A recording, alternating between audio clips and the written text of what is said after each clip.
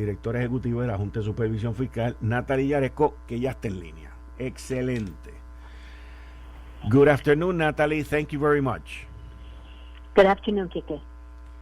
Bueno, Natalie, the way we're going to conduct this is like we have done before. I will do it in English first, then I will translate, and then you answer in English, and I will translate. You got it. Ok. Bueno, vamos a llevar a cabo esta entrevista como siempre la llevo con Natalie y otras personas, en donde yo hago la pregunta en inglés, en español, y luego me contestan y yo hago la traducción. En línea telefónica tenemos a Natalie Jaresko, que es la directora ejecutiva de la Junta de Supervisión Fiscal. Natalie, your reaction to the approval of the PDA and what can we look forward? Le pregunto a la directora ejecutiva Natalie Jaresko su reacción ante la aprobación del plan de ajuste y qué podemos mirar hacia el futuro. Go ahead. Well, thank you very much, Kike. I think this is historic. It is a historic moment for Puerto Rico. It is something we've worked very hard. Many people thought was impossible. Puerto Rico had a unique opportunity that states do not have to restructure its debt, and it worked. Natalie me dice que ella entiende que esto es un momento histórico, que ha sido un arduo trabajo, muy duro, muy difícil. Mucha gente pensó que esto era imposible, pero se logró y se hizo. Going into some of the details in terms of the agreement, pension cuts. Entrando en los detalles sobre los cortes de las pensiones que no van a ser recortadas, go ahead. Let's talk about pensions. There are no reductions to the monthly benefits of retirees. 1. 2, there is a pension trust where monies are going to be put in now so that the pay-go pensions of the future can be paid. Okay. 3, there is $1.3 billion going into the Sistema 2000 accounts of 50,000 public employees who lost all their money when the government did not maintain their accounts. Wow. This is a very positive set of results from this plan. Cuando le pregunto a Natalie sobre las pensiones, me dice, número 1, no va a haber reducciones para los empleados públicos. Número 2, se está estableciendo un fideicomiso para el pago de las pensiones. Eso significa que en caso de... does the trust of the pension trust means that if Puerto Rico goes into a bankrupt again in 20 years, that money, the pension trust, is secured? Yes, that money is secured, but I do not hope upon or wish for Puerto Rico another bankruptcy. Okay. Let me finish on pensions. Okay, go ahead. Yes, the teachers' defined benefit system and the judges' defined benefit system have been frozen, but they were frozen just like the larger employee retirement system was frozen in 2013. In some ways, it's only fair. But judges and teachers now get Social Security. Okay. When you mean frozen, you mean that whatever they were receiving during that time, I mean, they would not get a cut, but that's as much as they will get, right? That's right. What happens when they retire is they'll get whatever their defined benefit is that they've earned to date. Uh-huh. They'll also get Social Security now going forward, and they'll also get whatever they put into their new Act 106 defined contribution account. Okay. Entrando en el tema de las pensiones, Natalie me dice que no hubo reducciones, número 1. Número 2, que se creó un fideicomiso para proteger las pensiones. Ahí es donde yo le hago la pregunta, que en caso de que Puerto Rico vuelva a caer en una quiebra de aquí a 20 años, lo cual ella me contestó inmediatamente, que espera que eso no suceda, pero en caso de eso suceder, las pensiones, a diferencia de este proceso ahora, las pensiones van a estar aseguradas y no serían parte de ese proceso. También se asignó 1.300 millones de dólares para el sistema 2000, que eran unas cuentas que el gobierno dejó sin pagar de gente que perdieron su retiro en eso, y se están asignando 1.300 millones de dólares para eso. Sobre los maestros y los jueces, que es donde ella pues me aclara que estas pensiones fueron congeladas. Cuando se dice congelado, es que esas pensiones no van a continuar creciendo, no van a continuar poniéndose al día, sino que al momento en que esto termina, si usted en ese momento tenía acumulado recibir 600 pesos mensuales, eso es lo que va a recibir. Ella me dice que también hay que tomar en consideración que los maestros y los jueces ahora están dentro del sistema de seguro social. Así que, Natalie, another area that it's just important, Kike, to underline that it's the same as the freeze that already happened before Promesa in the ERS system in 2013. Okay, la congelación de estas pensiones es la misma que se hizo en el 2013, cuando el gobierno tomó la decisión de congelar todas estas pensiones. At the end of the road, Natalie, and you and I have talked about this issue many times, teachers and judges had not suffered as much as the policemen who basically got their pensions cut by about 40%. Again, they were frozen. The police weren't cut. The police were frozen in 2013, along with all the people who were part of the employee retirement system, the ERS system. Right. And the police were frozen back 9 years ago, and did not have Social Security. And so we are working with the government on trying to find a way to enhance, support the pension benefits of the Act 1 and the Act 447 police because of that. Yo le traigo el tema de las pensiones de los policías que fueron recortadas en el 2013 y a la misma vez también fueron congeladas en el 2013, y ella me dice que están trabajando con el gobierno para resolver, para trabajar esta parte de las pensiones con los policías que se vieron afectados por estos recortes. I read here in some of the bullets that are written at the El Nuevo Día article by Joan Isabel González that says Puerto Rico will be subject to a new debt policy that will be in place for 10 years and that will be much strict and harder than the one established by our Constitution. My question in reference to that is, what will happen after 10 years? Because we're going to be paying debt for more than 10 years. Before you answer, let me translate. La pregunta que le hago a Natalie es que en uno de los puntos que sale en el periódico El Nuevo Día sobre lo que se aprobó, dice Puerto Rico quedaría sujeto a una nueva política de endeudamiento que tendría una vigencia de 10 años y que será más dura que la establecida en la Constitución. Y mi pregunta es que qué pasa después de los 10 años, porque nosotros vamos a estar pagando deuda por más de 10 años. Go ahead. So it's not for 10 years. I don't know why June Isabel has it. It is for the life of the agreement, for the life of the debt. Okay. So it's for the life of the agreement. Okay. So what we're talking about, ella me dice que no es por 10 años, que es por el periodo del acuerdo que se está llevando a cabo. What is the next step? I mean, I would assume that this thing is going to go through an appeal process, right? Me imagino que esto va a ir a través de un proceso de apelación. It might be appealed. There are parties that have objected, and in the COFINA deal, when we finished, there were also objections that turned into an appeal.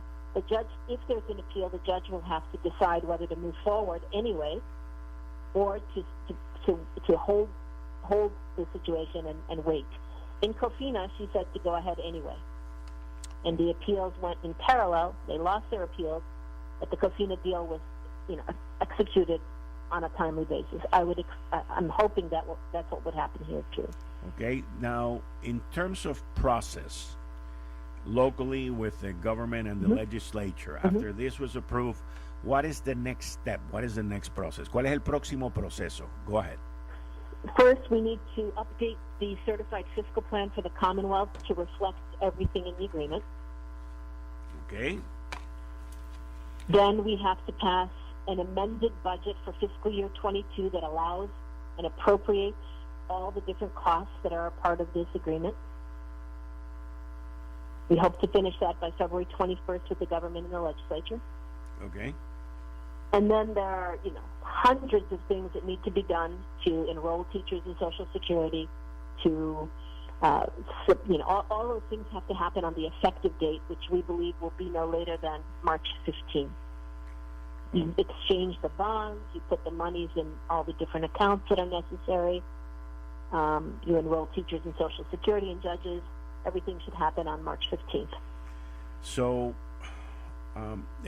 cuando le pregunto cuáles son los próximos pasos, los próximos procesos, ella me dice que lo primero que hay que hacer es certificar un plan fiscal, que es básicamente enmendarlo. As I understand, the amendment to the fiscal plan will be next week on the 27th. Sí. Okay.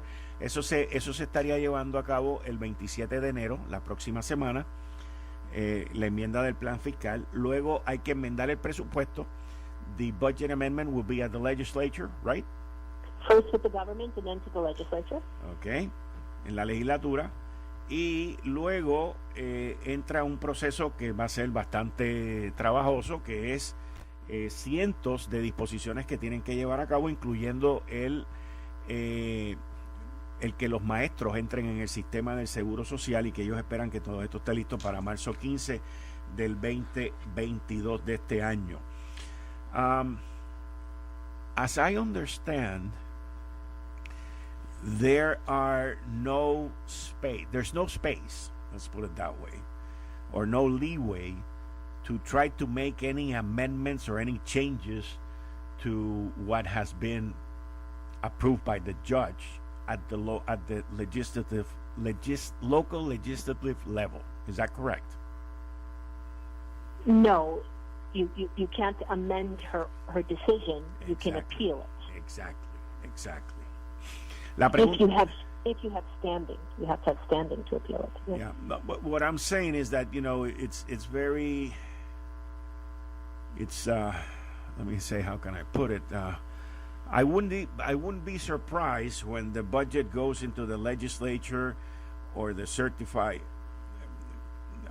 the budget or some of the things that have been approved by the judge, that maybe one or two legislatures will say, no, I want to make a change on this and that. There's no room for that.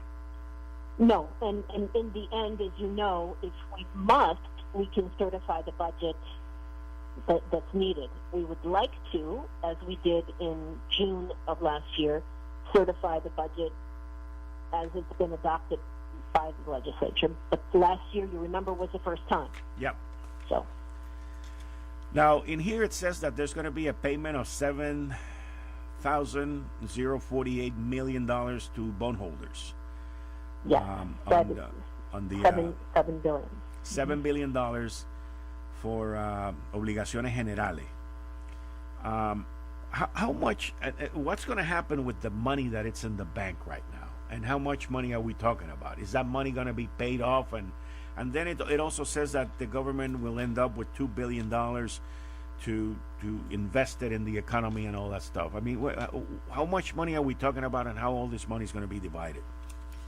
So if you look at all the monies in all the bank accounts, it's about $30 billion. Hold on. 30. Today, in 5 years, because basically we're talking about 5 years.